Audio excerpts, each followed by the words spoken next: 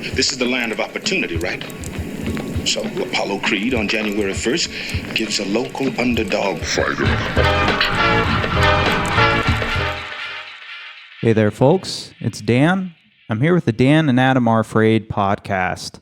It is November the 10th of 2024. We've been waiting for this moment for a long time. And I'm joined here, as always, by my bodacious, liberal co-host, Adam. Believe it or not, Dan, I'm actually shirtless right now. You know, in solidarity with the movie we just watched. That's wonderful. It's wonderful news. I should take my shirt off. I've been wearing it for over 24 hours. Take your shirt off, Dan. You know, I think I will. I'll take my shirt off right now. Whoa, look, it's going right over his head. Right, you hearing me take the shirt off? Oh. Whoa, look at those. Look at those abs. Look at that. Yeah. Oh, I really hurt my back this week. It sucks. We'll get into that. We're joined by another guest. Returning champion. Joins us in the ring. He's jumping over the third or fourth rope. It's my buddy Spaghetti. Hey, how we doing today?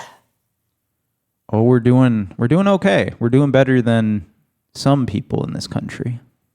How are you guys doing this week? How'd you guys deal with the election news? Oh, go ahead. Oh, no. Man, I have been doing fine. I've just been, occasionally, genuflecting and just bowing my head throughout the week. I don't know if I'm coming in too sarcastic, but gay. Just been really putting my head in my hands. I'm like, really disappointed in this country. And then I'm back in 2016 again, and there's think pieces about how we need to understand rural America. For me, I mean, it's just another day of the week. I'll be honest. Spaghetti's like you're like a chaotic political person in my mind. Like when I think about you, you're like that. You like that one guy with the eye patch, and you're just like, I love him because he's like Snake. Yeah. Oh yeah, the guy from Texas. Yeah. Yeah, and I'm recall like, his name right now. What's his policy? I don't care. He looks like freaking Snake Plissken. That's his policy. No, I mean, I roll with the punches. I get both sides of the equation. I sort of saw it coming ahead of time. My mentality on this, I do care about everybody and everyone and the status of things, but I am sort of an agent of chaos because I've sort of been through things in my life that exceed the political spectrum, and once I've sort of hopped past that, I've just sort of like, well, everything else is not nearly as polarizing as people think. I've not to go on a tangent, but I've already died and come back to life before in my life. So something like an election is just like, all right, it's just, it's a flow. It's a change in the flow, and things will happen. Things won't happen. People will be pissed. People will be happy, and it'll be the next round come up, and more things will happen again. That's sort of my mentality about it. Yeah, I feel like I can't talk about Gummo the same week the election happens, where there's this huge upset, without talking about the election, folks. So I wanted to bring it up a little bit. My piece on this election, I told you so. Listen to me about political stuff. I'm probably right, apparently. And yeah, I don't know. I'm just really shocked that I'm shocked that everybody was shocked. Like I was in that moment because I was hanging out in a Discord group with a bunch of people because they're like, let's listen to the results come in. And I was in there. I was just like, what are you guys going to do when Trump wins? And they just didn't consider it. Because I'm talking to these two liberal people, and they just didn't consider it. And I was like, this is just crazy to me because like I lived through 2016. Yeah, I was totally expecting it. It was like the same thing. It was 2016 again. Yeah, so what is what is that quote? History repeats itself first as tragedy, then as farce. And I mean, I hate the phrase "we called it," but we called it on this podcast. Like, it's very frustrating to see the Democratic Party just commit the same mistakes they did back in, 2016. And I don't have much to say about it other than that. Than like, oh, look, you guys failed, didn't learn anything. Oh, you're failing again. Maybe. Oh no, you're just blaming Latino men now. Okay. Like, Yeah, that's the crazy. Yeah. I'm not even going to get into that, but yeah, Democrats need fucking help. Yeah. I saw a tweet last night that I wanted to bring. The problem is I like 1 billion tweets a day. So here it is. Here's the reactions to the election from the Democrat side. Nancy Pelosi says, the election was not a rebuke of Democrats. Chuck Schumer says, Kamala's historic campaign and vision inspired millions. By the way, 15 million Democrats stayed home.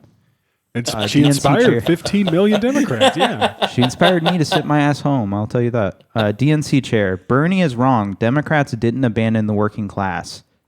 And then this is the tweet, the person tweeting. There will be no introspection. The party will not change. Get out now. He's got a picture of the Amityville house. Get out. That's the Democratic Party right now. So that's my thoughts. Yeah. You know what I think is probably the biggest piece of introspection from all of this, and this is from both angles of the fence, is this is very much, I love how they called it the podcast election, because it very much championed the normalcy of non-big media. And I think that sort of had to happen. It was a big wake-up call, because I'll be first to tell you that obviously we've known forever that Fox News is pretty biased. That's been a while. But also, I'll definitely say that, CNN and MSNBC is just the same, but on the opposite spectrum. And I think, Blue MAGA. Yeah, and so it's totally created this chaos situation where nobody's getting real news. And I think, honestly, if you have to break it down, one of the biggest pragmatic things that made the Republicans win this round is because, Trump and J.D. Vance went and just went on a lot of podcasts. And I know people take the podcast with a grain of salt that, some people are Joe Rogan fans, some people aren't, right? That's polarizing of personalities. But regardless of the polarizing of the personality, you get like 2 hours or even longer, because these podcasts are pretty long. You get a big chunk of just candid conversation. And I think when you get a big chunk of candid conversation, people sit there and listen. They go, this person is, there's some normalcy about this person outside of the major media political zeitgeist that is just mudslinging. Because I think everybody's very aware that it's just constant mudslinging in politics, regardless of your affiliation. And I think it was just sort of refreshing for, the normalcy of general America, that people are like, okay, I'm going to just vote for the person that is sitting down and pragmatically talking. And I do think that, if Kamala did do more podcasts, she did a couple, but I think if Kamala did more podcasts, I think it probably would be more fair of a vote in the middle. I think this was very much we say a swing state election, but I think the moderate voter is now the embodiment of the swing state altogether. And I think it showed by the popular vote. So I think that's the biggest takeaway, is the tagline, the podcast election, because it's just a big changing of the guard in media. So that was my big notice. She had all year to come on this podcast. We offered it to Joe. We offered it to Kamala. Didn't get a response. I know. God, I want to talk about this movie with Kamala Harris. Yeah. Yes. I want to talk about this movie with Trump. Fuck, that'd be cool too. That'd be interesting too. Yeah. Yeah. He's welcome to come on too. I'll accept him. Yeah. Mr. President, come on this show. I guess I'll have two more things. Yes, Kamala should have went on Joe Rogan. I saw that as a huge blunder, like a big fuck you to regular people. Bernie went on Joe Rogan. They did the entire campaign. Yeah. Here's another thing. People keep trying to say this week, like, oh, we need to have like a left is for, I fucking hate the term. Either you're a socialist or a communist, or you're a liberal, or you're a conservative. You're all fucking fucks. There's no leftist. Stop trying to put me in this. I'm not with you people. I didn't do people said, that. okay, I'll kill you. They said Joe Rogan's like a conservative, and they're like, well, to have a leftist Joe Rogan, you would need a conservative Joe Rogan. Joe Rogan's not conservative. No, yeah, he's not. I think It that's might be now after this fucking election, but that's just what so many Americans and like people in general fail to see is that like they really only see two sides. And I get it. That's why, because we only have two sides running really in every fucking election. But like when it comes down to like people like Joe Rogan, he reminds me so much of all the fuckers I've ever worked with who are so I'm independently minded and I question and do my own research. And I'm like, yeah, that's Americans. Yeah. They're kind of dumb, but they are very informed. Explain that. they want to be informed. They want to hear people talk about stuff. Yeah. Yeah. They don't want to hear this fake ass shit. Like, can you imagine Kamala on a podcast for 2 hours? The mask would slip and people would be like, oh, she's a robot. Yeah. Did I say that? So one last thing. Trump looked amazing at the McDonald's thing. When he did the McDonald's thing, I knew he was going to win. Yeah.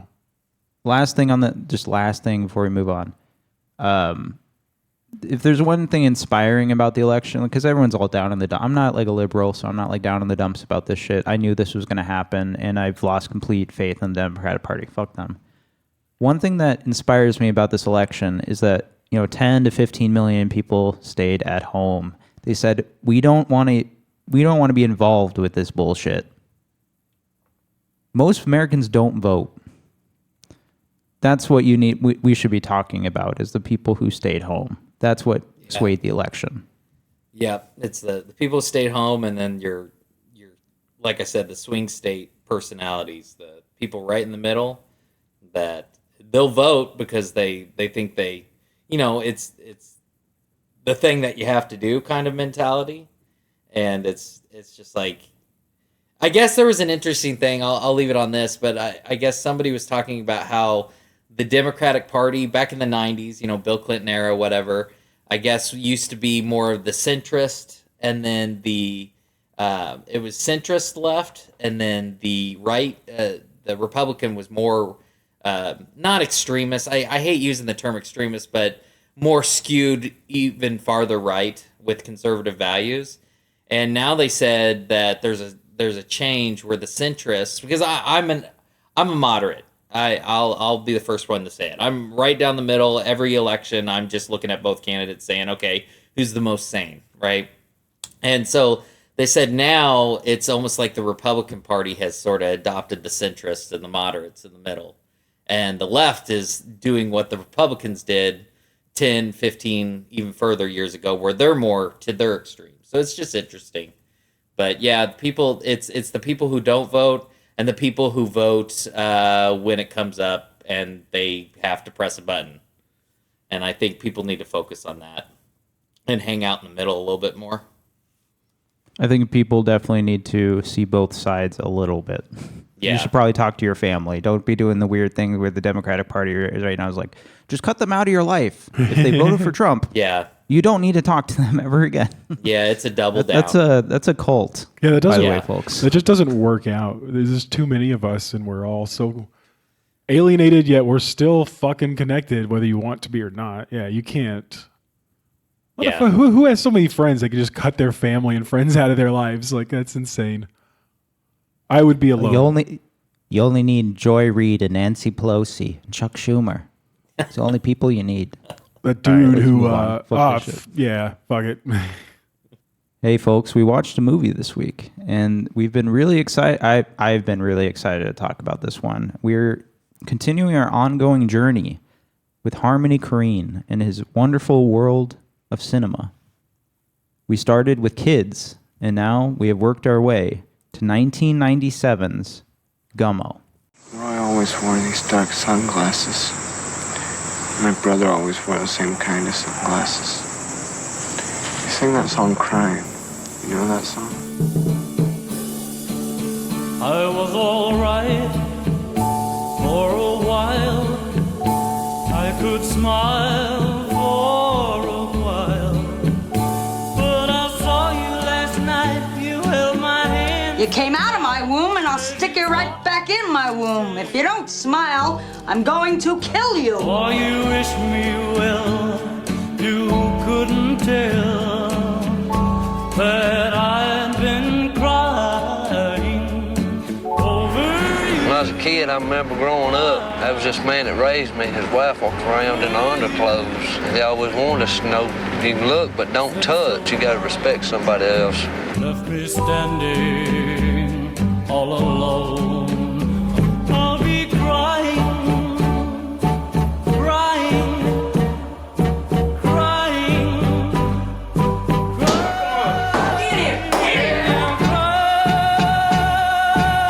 crying. Do you love me? Yes.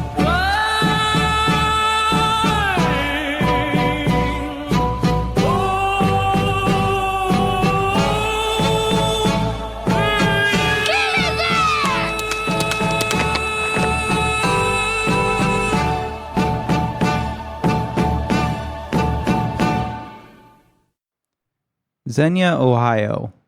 A few years ago, a tornado hit this place. It killed the people left and right. Dogs died. Cats died. Houses were split open, and you could see necklaces hanging from the branches of trees. People's legs and neck bones were sticking out. Oliver found a leg on his roof. A lot of people's fathers died and were killed by the great tornado. I saw a girl fly through the sky, and I looked up her skirt. Her skull was smashed, and some kids died.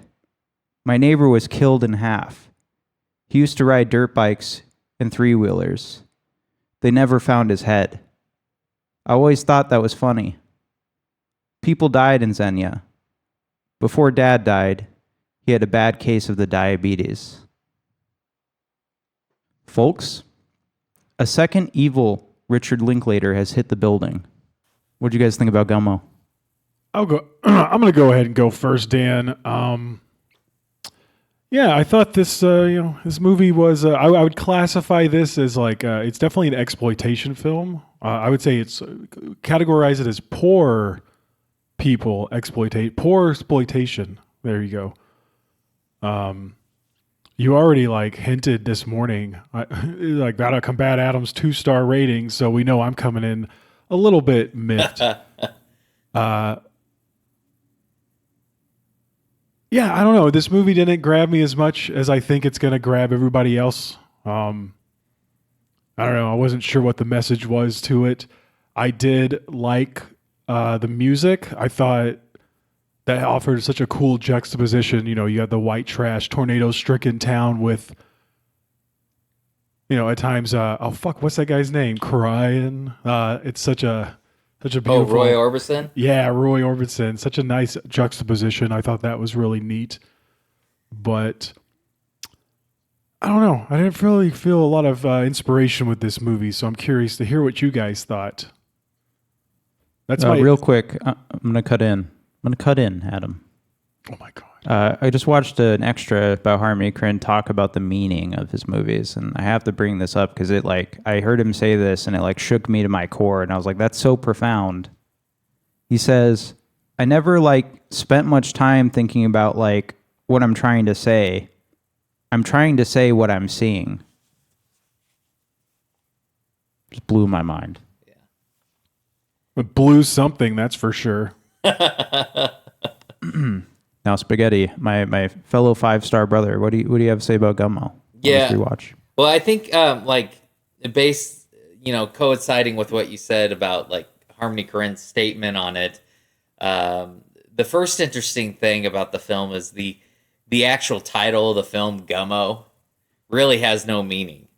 You know, people asked, Korine, why is this movie called this? And he's like, it's called Gummo because it's called Gummo, And that's sort of a theme for this film is Korine he's absolutely a filmmaker, but he's not a filmmaker in the conventional sense. It's, his mentality to just go expansively past the boundaries. And so it's very much just an experimental avant-garde piece. And there is some loose hanging narrative, but it almost goes out the window. What I really liked, because I've seen this film quite a few times in my life. Just revisited it because Criterion just put it out, but I've had it on DVD for years. is I really like this round where it starts with this big epic event. You know, the tornado, even though you don't really see the tornado, it's sort of brought up like it's sort of like a Grapes of Wrath, or, you know, like the great American novel sense, where it's like this was the major event, and this is from here on after what has occurred, and it's sort of displayed in these anarchic parables, and it's, I guess, up to the person as they watch these little vignette pieces, what kind of message they're getting out of them, because it's scatterbrained on purpose. It's psychotic. You know, Korine is definitely big in the psychotic film movement, and yeah, it's an experience piece because it's very vile, but yet how vile it is sort of beautiful in a crazy way. So yeah, Gummo is just all over the map, and it goes beyond borders of filmmaking. I'm reading a trivia here. Harmony and Korine and his camera operator were frequently chased out of locations by angry fathers with shotguns who suspected them of making child pornography. Oh, man. This movie's out there. This movie's very out there. It's a narrative film. There's a story, but it's very much a vignette, right? Yeah. And I mean, I would love to see it from Adam's perspective. I guess I'll start with like a good place to start with Gummo is like, where have you heard about Gummo before? I guess we just talk about that. I've heard about Gummo my entire life, pretty much, as being another, just like Kids, another movie that people are like, man, this thing's fucked up. There's a kid in the bathtub. There's bacon on the wall. He's eating spaghetti in the dirtiest bathtub in America. And I didn't know what to expect out of this movie. Adam, had you heard about this movie prior to like us picking it and talking about it? Have you been exposed to it before? Anything? No, believe it or not, yeah, like Kids, something that I heard of. I never heard of Gummo outside of you. And like, yeah, you had shared some pictures though, like months ago, years ago. But that's about it, honestly.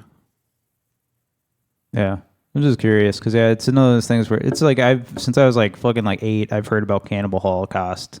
Like I don't know, I guess I've known about all these fucked up movies it's just been my brain. Probably because I was a traumatized kid. But I don't know. I don't know why the fuck I was knowing about this shit.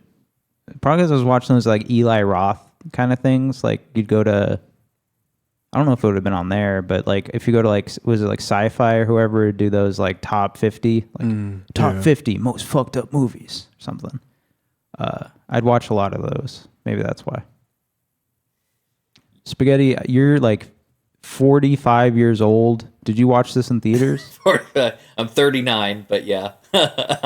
No, I didn't see it in theaters.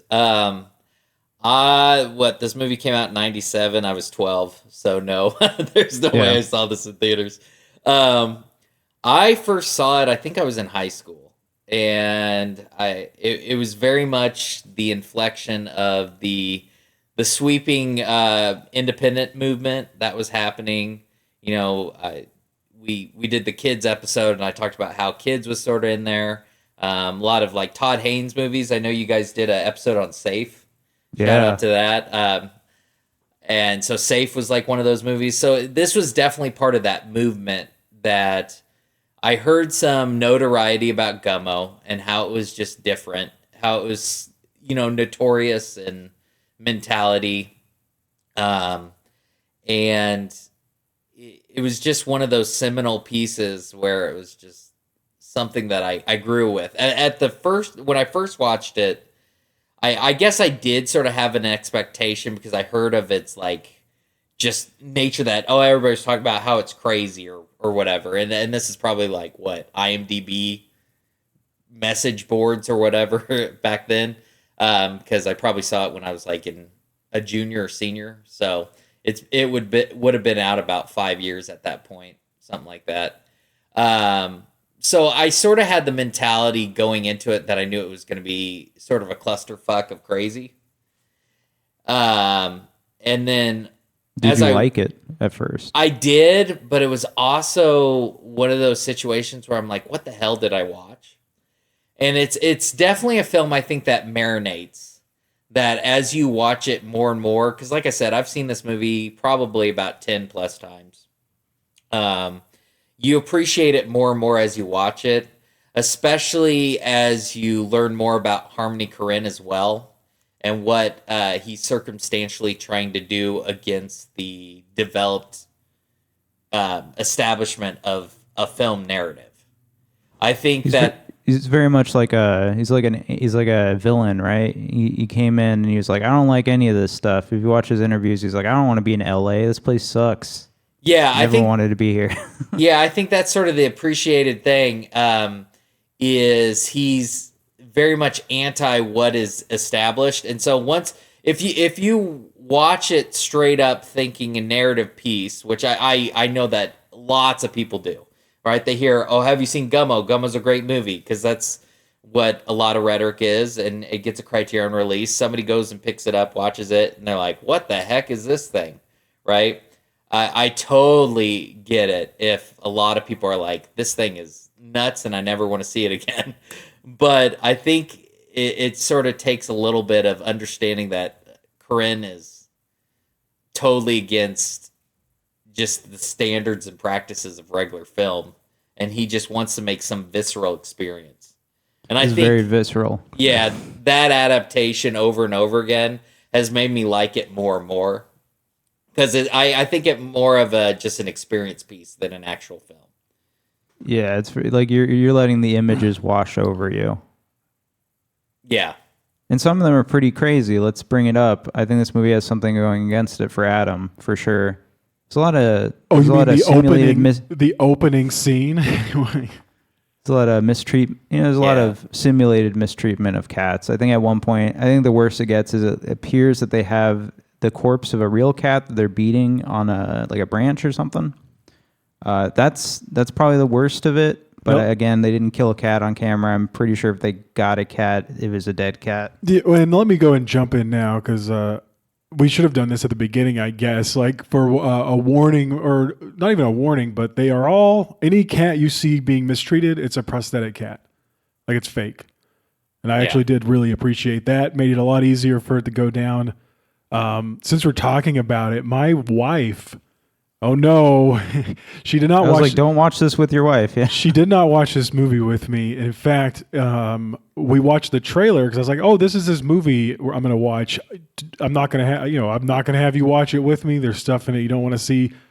The trailer pissed her off, and so I was like, "Yike!" I definitely.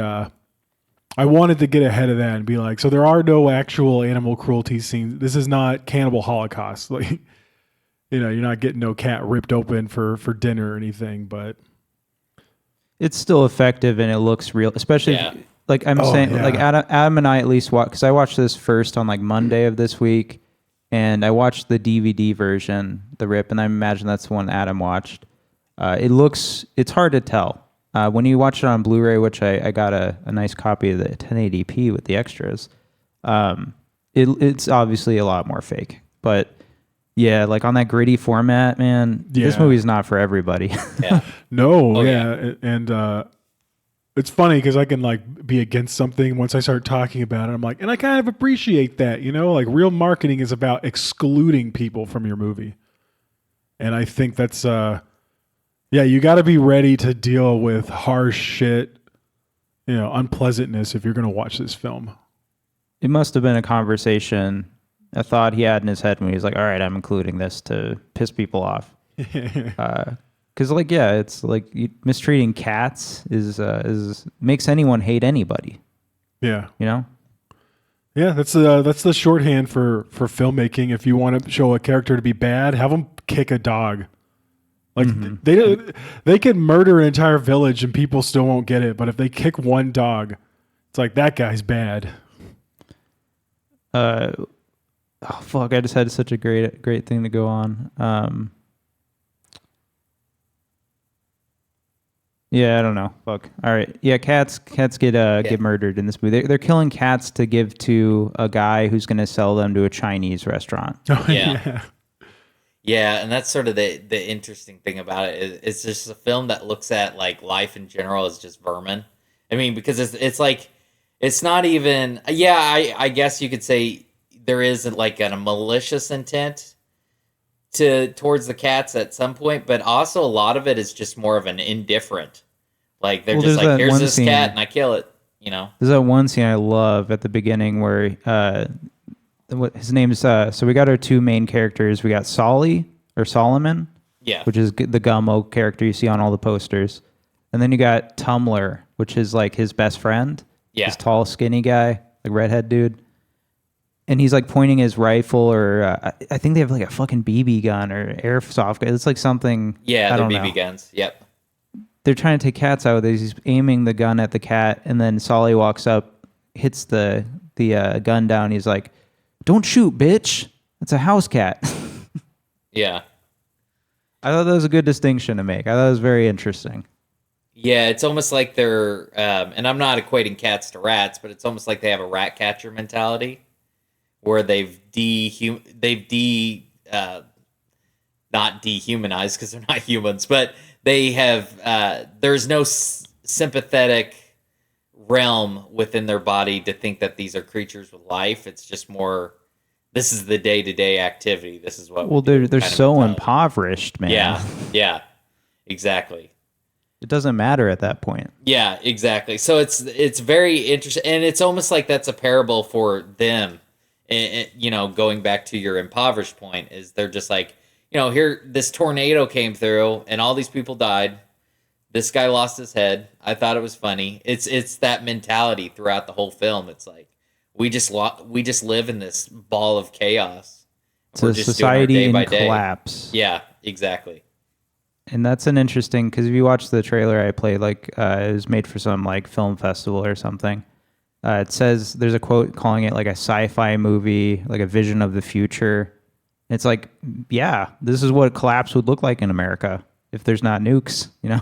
Yeah. Even if there's nukes, this is what collapse would look like in America. You're killing dogs and cats because there's no more food on the shelves. Yeah, it's very much, let's say, it's something Americans won't ever realize. We haven't realized it yet, seen it yet. It's just like what like what it does to the civilian population. Yeah. And I think it's shocking to see like the American infrastructure broken down this much. I mean, it makes no difference whether it was a great tornado, earthquake, or great war. Poor people suffer the same. Yeah. Yeah. But so this movie has Chloe Sevigny. I thought she was amazing in this movie. She's of age, so I'll say she was very attractive in this movie. I was like, damn, I've never seen Chloe Sevigny as like attractive, but when I saw her in this movie, I was like, I can see why someone has a photo of her from this movie, because her look is so interesting. I just want to bring that up. She's a really interesting character in this movie. And at the time, she did the wardrobe for this movie. She went and like went to like thrift stores, picked out all the costumes and clothing. She's a really interesting cat. I can see why people like, she shows up in the Charlie XCX video and people lose their minds.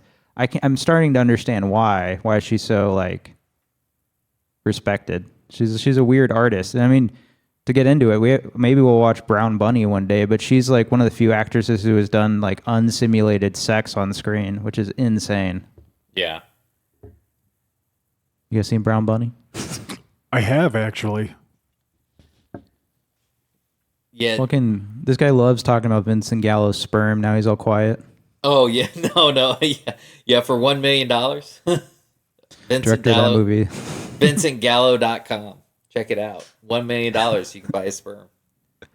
It's almost as good as a deal as getting Bill Olsen's Banana Man costume from Dark Force for $100. All right, damn it. I have a Vincent Gallo quote, actually, that I wanted to read it. This just seems like the perfect time. I don't fully understand the context of this quote. Even when reading the full article or thing he wrote, I don't get it. But here we go. From the mind of Vincent Gallo, we're going to change.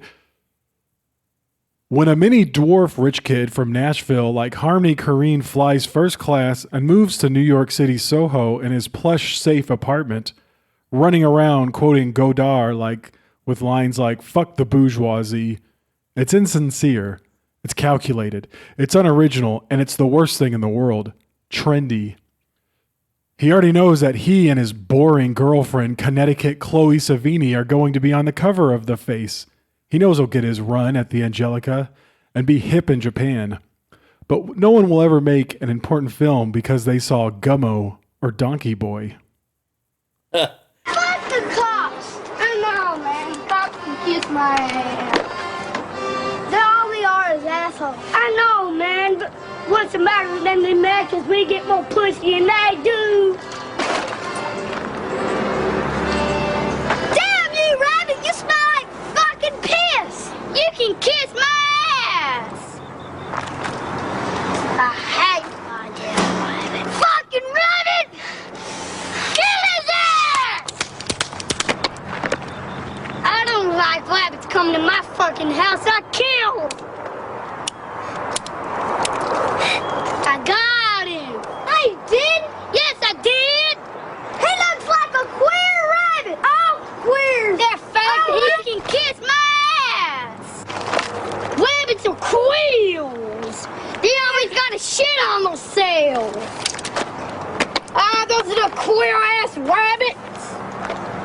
Ooh, look at these little fake bunny eating rabbit. I'm sick and tired of this shitty-ass rabbit stinks. I know. He smells like pussy. You want? He smells like the household. And little fucker smells like wet back dick. They smell like a pile of bullshit. Love that. I love those two. He just found those two just like scouting the town he was filming in. Yeah. I don't know how you do that. No wonder people are trying to get him for child pornography. Yeah, it's just, I mean, the thing is, it's just anarchaic child cussing, you know, and it's raw and it's real because they're just like, hey, kid, act out being just a piece of shit cowboy and shoot this rabbit personality and just cuss. And it's just, I love that it's like not articulated and written out. It's just a kid just shooting from the hip.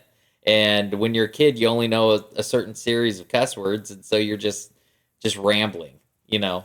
And that's what this movie is also. Just a lot of that.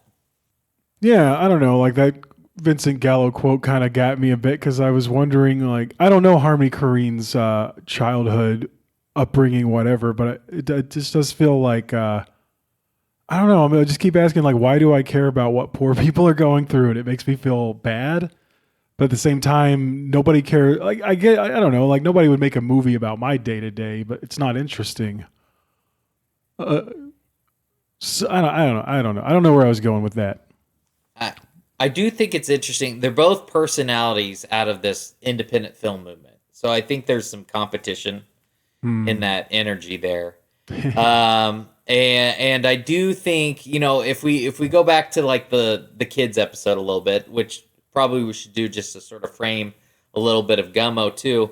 I think so. Korine, I'm assuming, I don't know his full on upbringing, but I'm assuming he went to like NYU, and so I'm pretty sure he probably had a fairly decent childhood without a whole lot of hurdles, right?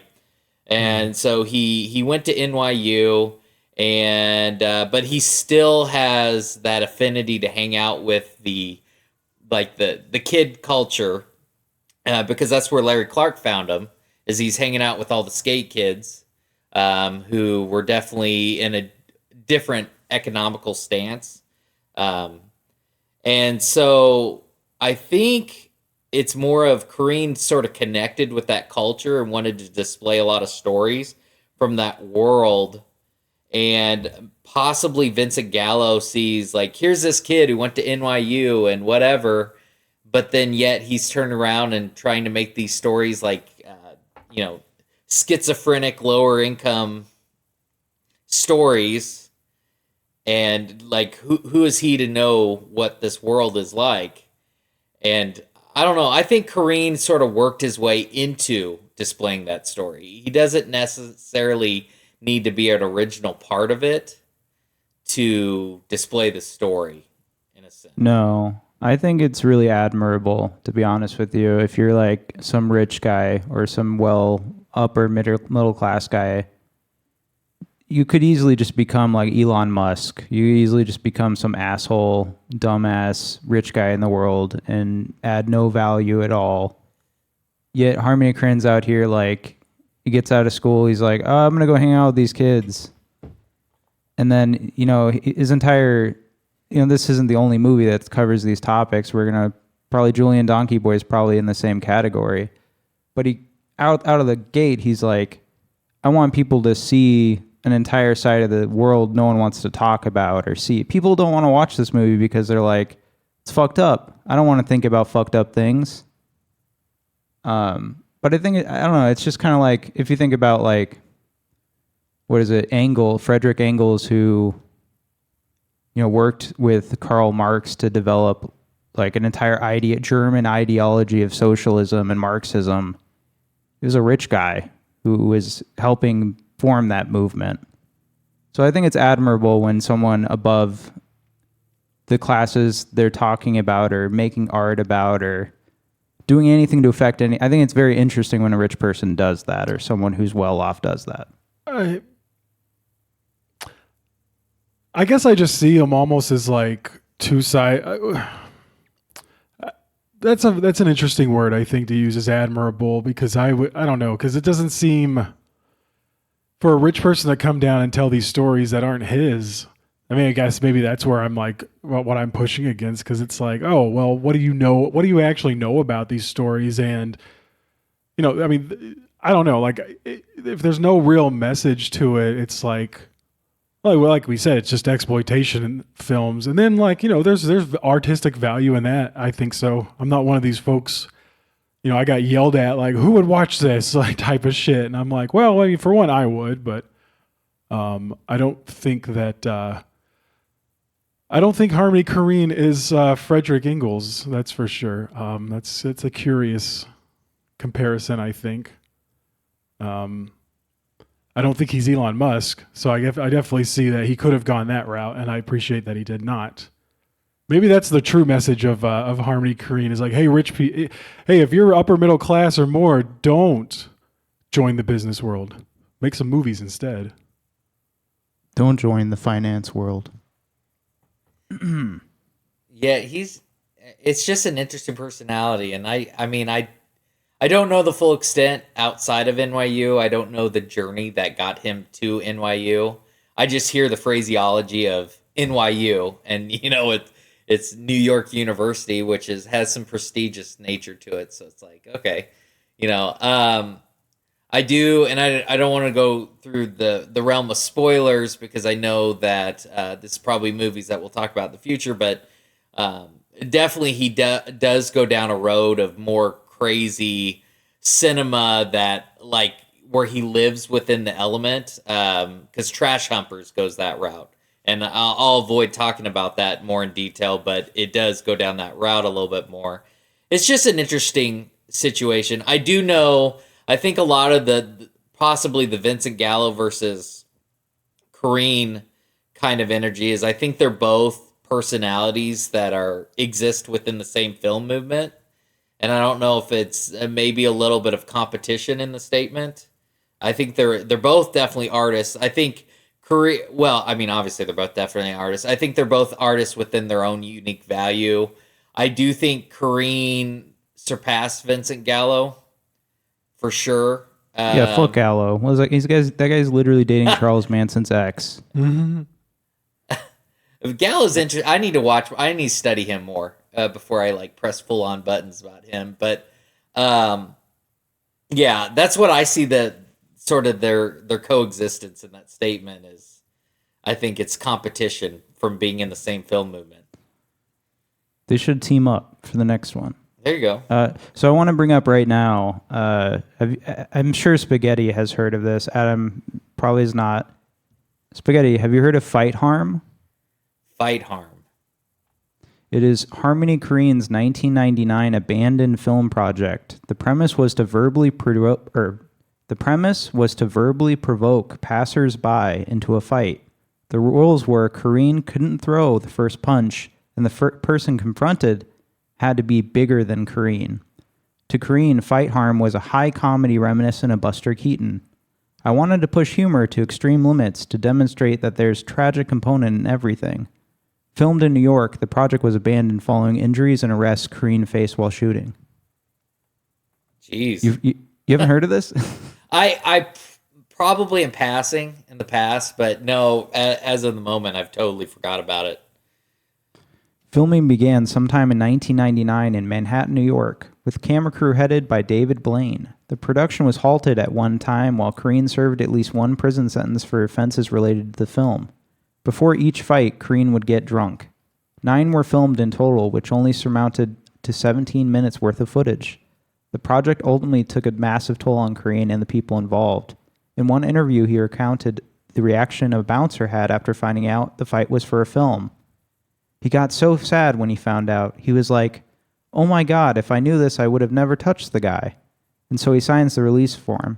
And the girl beside him is totally in tears. The stripper, she's like, "Don't sign it. He's not a director. He needs to be locked up in a mental institute." But it was, shelved September 99 as a result of extensive injuries sustained by Korine's own underestimation of the length of fights. I would love to see this 17 minutes. Yeah. Wait, so it's bum fights or? Yeah, that's what I was thinking. Well, not really bum fights because he's just fighting passers. Like he's not. I don't think he's intentionally fighting like homeless people, but he's like provoking. Like this is shit you would have saw on like MTV almost at a certain point. Yeah, it's like why didn't Korine get involved with Jackass? You know? Yeah, it's kind of like that. Yeah. Jackass would probably be so much better too. Like it looked better. Because Spike Jonze was always on Jackass. I always loved that about Spike Jonze. He's another interesting director that came from this movement. And so I was like, oh yeah, Korine would definitely mesh within that bubble. Anyway, this is just my point of like Harmony Korine seemingly is about shit and will put his literal life on the line for a movie project. I respect the hell out of him. That's all I'll say. I love him. That's why we're going to be covering his movies. Yeah, he's definitely a loose cannon. And I will say, as much as he's intelligent and smart, he's also dumb. Well, I've said it before. His brain is like ruined by drugs. There is like a 6-year period after a couple movies he does here where he's just literally in another country just doing drugs all year, 365. Yeah, he's haphazard all over the place. But, sometimes haphazard needs to happen to make these crazy ass films. I do like that you brought up the Buster Keaton element in that. It's really important to him. He brings it up multiple times. He's constantly talking about this shit. Yeah, because that segues into a portion of Gummo as well. A lot of the vignettes are very much, they called it vaudeville kind of vignettes, where, it's these little tragedy, he changes it into tragedy, but it's like the whole movie is these little scenarios, these little tiny stories that overall shape the story of Gummo and the town. But he's doing a lot of vaudeville elements, like the scene with his mom and the tap dancing. The tap dancing is very much Linda Manns. Let's bring this up now. Yeah, exactly. Obviously, Harmony Korine saw Out of the Blue. I was like, when I recognized it was her, I was like, oh, that totally makes sense. Adam, you haven't seen Out of the Blue, but like super related to this movie. It's so amazing he found her. He said she was just like living in New York somewhere and she hadn't been in a movie in a very long time. Yeah. Just amazing. I was ecstatic. Like Out of Blue is amazing. And that's a gut punch and a half of a movie as well. So yeah, I could totally get where he parallels a film like that and tries to apply the same kind of mentality in Gummo, even though they're vastly different films. The one has Dennis Hopper, Adam. Maybe we should watch that in the future. Directed by Dennis Hopper, actually, too. That's it's pretty badass. Forgot about that. He did a few movies. Yeah, a good one. Severin Films put that out. Yeah, and not to go on a side tangent, but Hopper is very much a director that is very daring, and he'll sacrifice some ethos of narrative ethics to be just a visceral experience. Yeah, that movie also has those elements where it's just like, yeah, it's a tough watch. Spoiler free, but you walk away from Out of the Blue like, oh shit. So now it's so hard because I want to like talk about scenes in this movie. It's like, well, the scene where they're like ripping the tape off their nipples, the scene where they're later in the car with the creep who's like, yeah, no, I saw your cat over here. And then he tries to like reach under this girl's skirt and she's like yelling. He's like, why are you trying to touch her coochie? There's the scene where Solly goes over to the house with Tumblr and they are going to have sex with like a prostitute. And it's like, this dude keeps fucking scratching his nipples. And it turns out this like sex worker is like a girl with Down syndrome. Yeah, that's probably the roughest part of the whole movie. I know that the Cats is very visual, visceral, but that other scene was like, oh shit.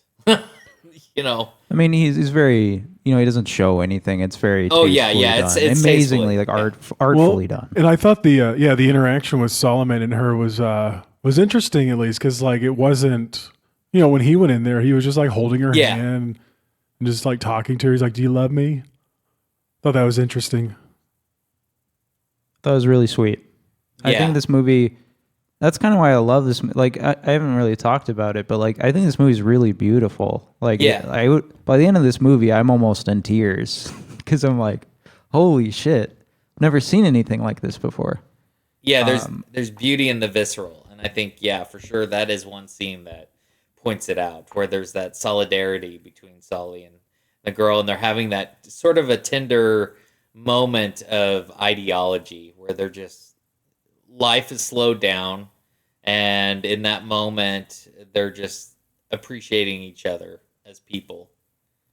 Like, you think this is just a gross movie, but I'm just like, I walk away from it just like, wow, I've just watched art.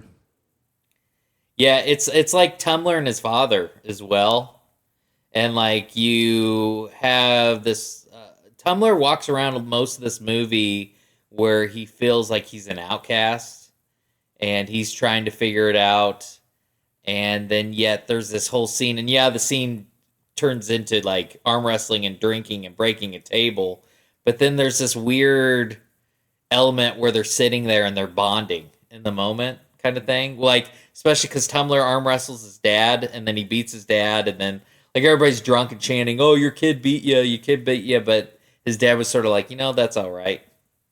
And it's just that weird little moment that's what this film is all about. It's the parallel concept. These are like real locations too. There's an interview. There's like a 10-minute interview on the Criterion Blu-ray, but Harmony Korine just talks about like how much he loved the show Cops because of like, it was like the first time, they go to someone's house, so they bust the door down. And it's like the first time you were able to see like real people's houses on the inside. Yeah. And you can see that influence here because it's like you could totally see cops busting down the door and like arresting people in houses like this. Yeah. It's like hoarder houses. Because it's horrifying. And I've lived in apartments with like bad roach infestation. So like the scene where like they're just chilling in like the living room and they are trying to move, the kids like trying to move the paintings around where the photos on the wall around. There's just like nests of cockroaches behind them. It's just like so authentic. It's crazy. I've never seen anything like this in a film. Well, and I do want to talk about Larry Clark influence a little bit, I think, in this film. Because this is Korine's first movie. After kids, they got together, and Larry Clark is very visual. He was a photographer, but he didn't really know how to write a story. And I think Korine knew how to write a story, but didn't know how to really display it visually. And I think you get a lot of that energy in Gummo that he's learned from Clark, especially the affinity of the photograph. There's a lot of like these articulate still photographs in this film that really give character and haunting character to their the people that they're portraying, especially like the cover of the movie Gummo itself, and it's Solomon, but there's some pictures of Tumblr and stuff like that. I think Korine got a lot of that energy from Clark's work. And I also, another little portion is, I think it's Larry Clark's affinity to tell these little isolated stories influenced Korine as well, because like I said, we said it multiple times in here. It's a movie of vignettes. It's very interesting. Like it's a multimedia mix, right? You got photos, you got digital cameras, you got 16 millimeter, 35 millimeter. It's all over the map. Yeah. And it's one thing in. Oh, go ahead. One thing in the interview, he was talking about, I think the cinematographer, Jean-Yves Escoffier, something like that. I don't know how to say his name. He was saying he was really important to this movie, his influence on Korine for everything after this too. Cinematography in this movie is fucking gorgeous. Yeah. I think Korine is very much a person that learned with each movie as he went further. And it's part of his existing past the norms, because he learns from each movie, but then he also is like, well, what can I do to break this movie as well and break the conventional sense? It's insane. He goes from this to aggro drift and baby invasion.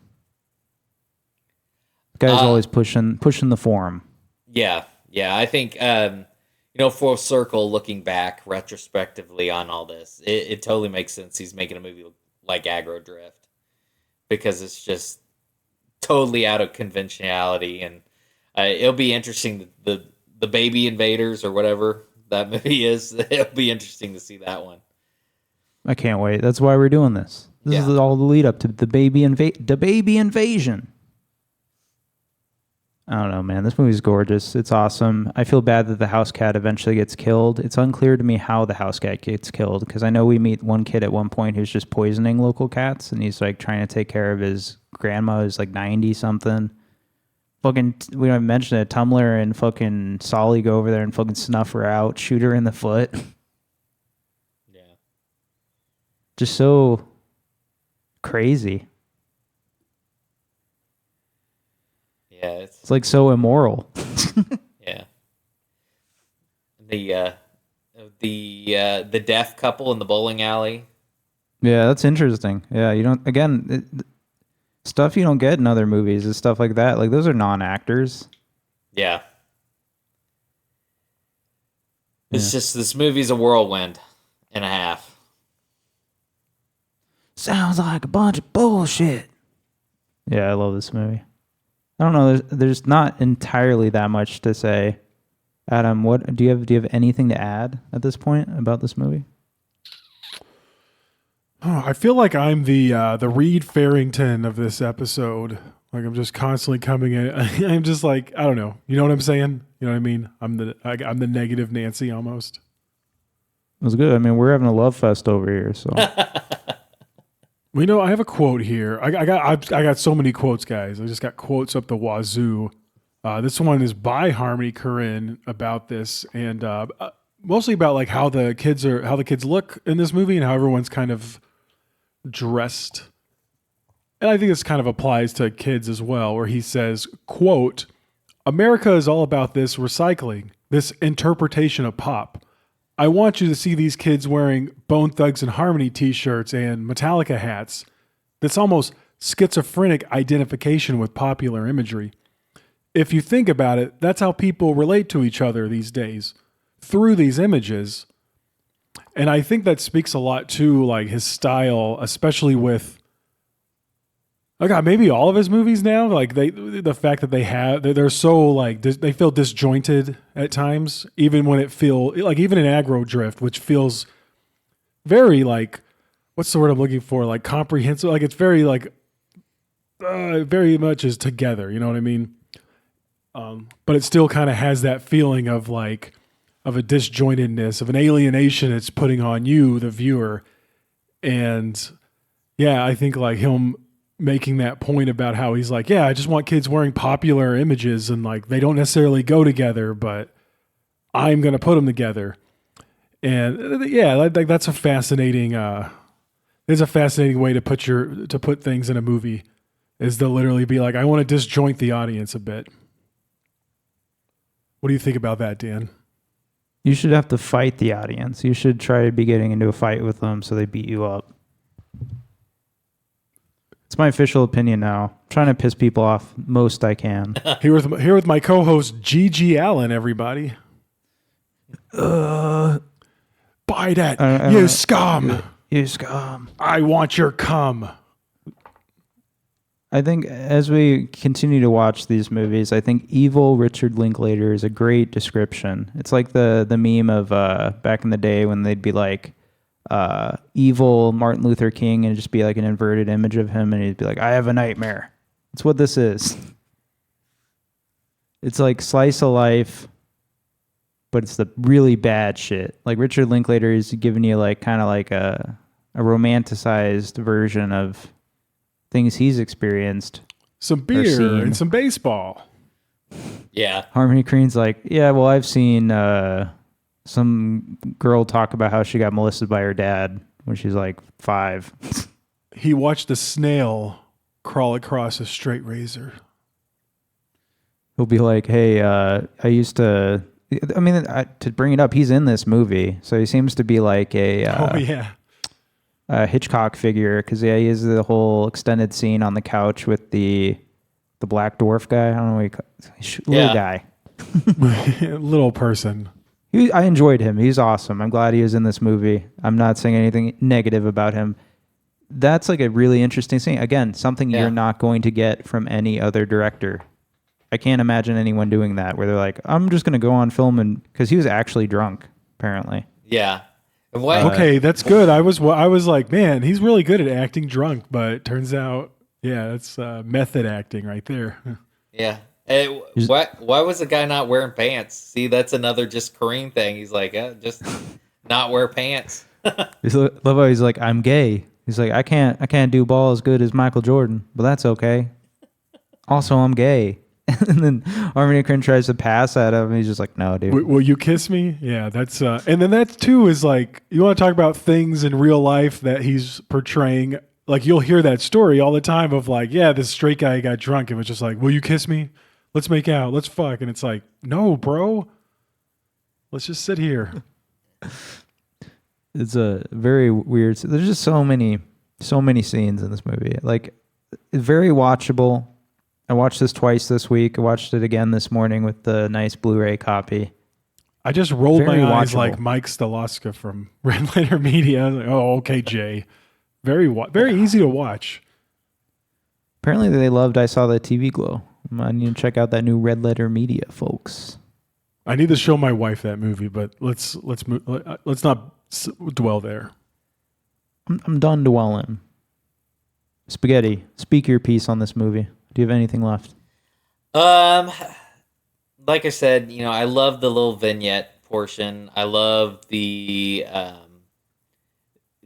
little isolated story element, and like how a lot of the overarching narrative is a lot of speaking under their breath. So it's very internal dialogue driven, and it's just really a film about people feeling and thinking in the moment, and this is the world that they live in, and you have to experience it whether you like it or not, kind of thing. And I think this was a huge challenging piece of cinema when it came out, and by being a film like that, that's why it has so much notoriety now. It wasn't like Kids, where it sort of was a shot heard around the world, because Kids blew up. I think Gummo had a notorious brand about it, but it was a little bit more of a slow burn that grew in notoriety. And then now it's a seminal art piece where people talk about it all the time. Do I think a lot of people rightfully dislike this kind of movie? Absolutely. I think that this movie is very much intended to turn off at least 60% of viewing audiences, if not more. And that's absolutely fine. I think that there's a good portion of people that just don't vibe with this thing. And I think that there is a portion of people that do vibe with it. And I think both sides are correct in that nature. And I think that was Korine's intent, is just to make something so polarizing in energy that sometimes hating it gave it power too, in that sense. So I think there's really no wrong or right on how to rate this movie. It's just, Gummo is just Gummo, as they say. There's no defining measure of it. So yeah, that's my thoughts on this one.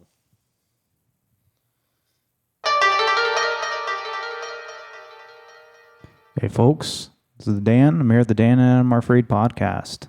We're gonna enter the last stage here where we give our star ratings. We're gonna start with me first this time. No surprise, I'm giving Gummo 5 stars out of 5 with a big heart. Love this movie. By the end of the movie, when we get to the crying scene where the little bunny boys making out with Chloe Sevigny and the other blonde chick in the pool, and then we get they're shooting the cat out in the rain, and it's just crying, just beautiful. And then it ends really with the kid running up to the camera, apparently breaking the fourth wall, holding up the dead cat, the house cat from earlier. Beautiful movie, beautiful cinema. So glad I finally watched this. Dan says, check it out if you're anything like me. We'll move on to Adam. What'd you think about this movie? Black Cat Bones message board user Bobzilla77 says, "Oh wow, this is so sick. It's like unconscionable. I can't talk this much. Awesome. It really gives the viewer a feeling of real sickness because it's so raw and uncompromising. Even if it has nothing else going for it, it makes the squares turn away and vomit. It must be because you've really touched something inside them. Yeah, you touched the back of my gag reflex." Hold on here. And so that was just a nice little quote I found off of a random, I think it was from 2011, that quote. This is one of those movies that reminds me that there's a small part of me that hates quote unquote art. Like I'm pretty pretentious. I'm a douchebag, but every now and then you can get me rubbed the way where I'm like, I don't know about this. I think I want to watch a Marvel movie. Thankfully, though, there were some positives in this film. I thought the multimedia production was really cool. If you're gonna take me from film, all of a sudden we got looks like a VHS camera to Polaroid pictures. It's wonderful. I think that's so cool. Like I said, the musical juxtapositions in this was really neat. I just love seeing what looks to be like a war-torn world, and yet you have at times positive music playing. At times you have heavy metal playing. And then my last little note there, I like that this is his follow-up to Writing Kids. I feel like he could have, gone, more, kept it in the city, kept it, more modern, but instead he's like, okay, cool. I'm going to take my success, notoriety, infamy from that, and now we're going to make Gummo, which is a harsh look at, just extreme American poverty. And if there was any negative I would put on this, it's just that I do want a moral. I want a big point. I'm lame like that. I'm gay. I want a big flashing point that gives me something to walk away from. As much as I can appreciate, hey, you made me feel awful. Beau is Afraid made me feel awful, but it also gave me a lot to chew on. So maybe I would need to rewatch this film. Maybe. but I don't want to disappoint you, Dan, so I'm giving this one 2 stars. Jesus Christ. I want to bring something up. I don't normally do this. But Adam's gay. One of your criticisms of this movie I thought was interesting. You're like, this rich boy making this movie about poor people. And I'm like, is this the same guy who used to tell me like that white people can write black stories? You know what I mean? Interesting. You definitely got me caught up there a bit. I do think that there's something to that. I do think, I don't think it's 100% that Korine should not be. I don't think he should be disallowed for making this. That's just a good point. Yeah. And my second thought is, you don't normally place these criticisms on someone like Lynch. I wonder why. I do think that David, and I think his ability for his films, he has a lot of like, almost, like the prettiness of a David Lynch film. I think maybe helps a bit. I don't know. Maybe that would be a criticism I have of a Lynch film, though, is that like the morals aren't as clear cut. But I think the wackiness of a Lynch film definitely gets me a bit more like enticed. Yeah, this is different.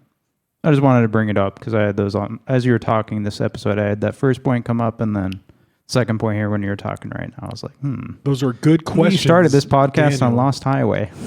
Hey, those are good Lost questions. Highway is a fucking mess. Yeah. I think those would be 2 really good directors to watch back to back. It's very interesting parallels. Because I always, not to go off on a whole tangent here, but I always watch Lynch films, and I think part of his purpose in his narrative is he's unlocking mysteries of the universe that is beyond reasonable ability to describe. Nice. Right? That's sort of how I look. I mean, and that's a lot of his Twin Peaks structure. You're going to the Black Lodge. This is an ethos that expands past human comprehension. And this is like the mysteries of the universe unlocking. And then Korine uses a lot of the same kind of energies as far as displaying his narrative. But Korine isn't so much as trying to unlock the mysteries of the universe. Korine is just scatterbrained. He's, like I said, the word schizophrenia has popped up multiple times in this conversation because he is one of the foremost people of that kind of cinema. He wants it just to be more of a gut reaction, a knee-jerk reaction of compulsion. So I guess that's sort of the interesting equation. David Lynch is unlocking mysteries of the universe, and Korine is compulsion and gut reaction. Damn, that's good. But what would you give it out of 5 stars? Oh, me, I'm giving it 5 stars. There's no mystery there. Like I said, and I'm a rambling person that repeats multiple things over and over again, but it's just a film that, for its time, for being somebody's first film, even though Kids is pretty much his film also, it's just a film that is so polarizingly different than the substantial norm and it challenges so many things of reason that you have to just sort of champion it, I guess. That's my thoughts on Gummo. I think it's just that big of a movie because it is so different, because it just takes any barrier in front of it and just says, screw that. I'm just going to be batshit crazy. But then it does it in an articulate manner, because it could just be a frenzied mess. And there are films that try to attempt. I expected it to be a frenzy. I expected it to be way messier and a lot grimier, not easy to look at. But I found myself being like, wow, this is like easy to watch. It's gorgeous. The soundtrack is awesome. Yeah, because there is a lot of films that are just frenzied mess films out there. And somebody's like, this is my artist. We may have watched some on this podcast. It'd be like, oh, I forget. The one director, his name is leaving my mind right now, but he just makes a series of like torture porn horror movies. And this isn't really about like torture elements in Gummo, but that whole person's art is all about, I'm going to show these crazy graphic scenes in front of you, and this is art. And yeah, to a degree, I guess some of it is art, but with Korine, there's just a different layer of it. And so, yeah, I'm sort of butchering my tangent here, but, and I'm sure as soon as we finish this podcast, I'll think of that director. But there's just something different about this film and how it's just been championed over time. And now it's a very important piece of film, I think. So just wait until I pick Guinea Pig Flowers of Flesh and Blood, folks. Adam will not be happy. I'm already not happy. All right. Well, that's Gummo, folks. 2 thumbs up. Adam apparently is not giving it a thumbs up. He thinks people should not watch this movie. I think it'll be interesting going forward because we're going to cover more Korine movies. I am skeptical whether it gets better than this. So I'll be interested to see Adam's scores for the next, 5-6 movies we watch. And just to be clear, I'm not telling people not to watch this. Like I think you should watch every movie that someone is like, hey, check this film out. Good save. Don't you dare put that on me. That's true. No. Yeah, if we're covering it on the podcast, you have to watch it. Well, and respectfully, I will say I think part of the pertinence of Gummo is that a lot of people are gonna have disdain for it, and I think that's sort of the good thing about it is there is a lot of people that are just turned off and don't like it, and so that's what makes it. Yeah, good it wouldn't be cool if everyone liked some, it, right? You know? If everyone loved it, everyone was like going to the Metro theater to see the new Gummo 6. Gummo 6, cool. the extended. Yeah, like Charles Bukowski was straight up like, if your parents say like some art you made is good, you should probably throw it away. And that's I'm not I showing agree this to with my that. mom. Yeah, like if my dad liked something I wrote, I'd be like, oh, I need to rethink that. Oh, it was the the director, the August Underground movies. I was thinking you were talking about that. Yeah, that's what I was thinking of. And granted, those are exploitation horror films that Fred Vogel. So I mean, apples and oranges here. They're 2 very different movies, but it's the same kind of mentality. So, but yeah, that's who I was talking about in my ramble. Check out August Underground, folks.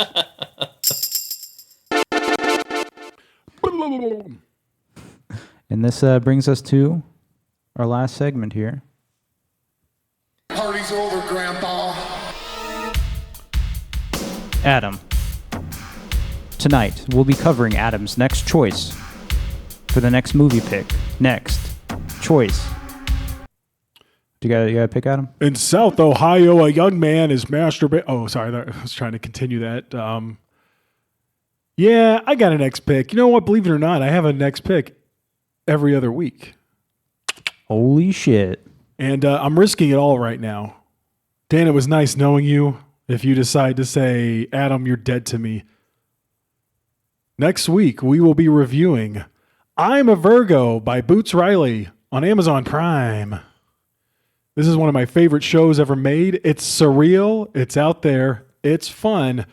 And if you can't watch 7 30-minute episodes in a week, I understand. So I would say go ahead and pick one. Out of these few episodes, just pick 2. Go for episode 1, episode 4, 6, or 7 to give yourself a nice overview of this show, and then we can fill you in on the rest. And that's when I knew Adam had jumped the shark. I know you're almost done with this show, Dan, so... I'm 3 episodes in, I think. That's an hour and... Oh, God, 3 episodes in. Well, just watch one more and you'll be set. I'll be good. I'll finish it up. It's a good show. Yeah. Check it out. Also watch Sorry to Bother You, folks. Everyone should watch that movie. Yeah. Not enough people have watched it. Yeah, not enough love for Boots Riley out there. Boots Riley found himself disconnected from Hollywood, disconnected from the music scene he had grown up in, and now he was haunted by a ghost. I'm just curious. So, Spaghetti, are you aware of this show? This is the first time I'm hearing about it, but I will say this. I am notoriously terrible at watching any show right now. I've been removed from streaming This platforms. guy has for a bought while. like 3,000 Blu-rays in the past 3 years, and he has to watch all of them. So he doesn't watch TV. Nice. Yeah, I'm crazy. We all got our things. I bought like fucking 40 vinyl records in the past month and a half or something. So, yeah. I'm not much of a collector. I'm more of a masturbator, so. More of a master collector beta, you know what I mean? Hey. Shit, this podcast is over. Party's over, Grandpa. It's been nice talking. Thank you again for joining, Spaghetti. Are you going to be doing anything coming up? I'll link your Disconnected new episode here in the info tab for people. You doing anything? Got anything to plug? Not really off the top of my head. Stuff just sort of randomly pops up all the time. But I'm always just sort of, anybody wants to talk movies, I'll hop on. I'll do the research ahead of time and hop on and talk about it. I watch a movie a day and write about it. So obviously, you're always welcome on these Korine episodes. So yeah, we'll be doing those for a while. And I appreciate you guys having me for sure. Of course, Spaghetti. It's great to have you. I'm glad you joined, because otherwise would have just been me and Adam. And me just be, Dan, are you sick? What's wrong with you? You sick fuck. I'm like, I need someone to back me up here. Yeah, that's great. Everyone, chill out. Stop blaming the Latinos. They didn't do it. Ay, caramba. Also, have you met a Latino person? Anyway, it's been a great talk. We'll get these. If you're hearing this now, you're aware I'm behind like 3 episodes in editing at this point. I have the next 2 days off, so I'll be doing nothing but editing. So I will be getting all of these up. I had to take the day off for the election. I was like, Kat, I'm too sad. I have no days off, and it's Veterans Day tomorrow. I'm calling out. Oh, yeah, I feel bad about that. That sucks. Everyone should have the day off. I'm not getting paid for it or anything, so yeah. Veterans Day. Anyway, I had to going off on a whole tangent in my head. I'll be editing those episodes and getting them up. Everyone have a great week. Does anyone have any inspiring words now that Trump is president for life? I don't know. This is going to backfire. I don't know. Sorry, my mic cut out there. No inspiring words. I guess it's over, folks. Watch your damn movies. Watch a movie. Go watch a movie. Yeah. Michael Keane's. Yeah, that's Michael Keane. We stole that from him. Go watch Boots Riley's I'm a Virgo. Jazz aliens? Yo, we from the planet Jazz. We're here to take over your honky asses, including you, host of the show. Jazz alien Quano Mano invented the Big 5 sound. Yo, we're taking you to hell. You could be in hell, bitch. White monkey.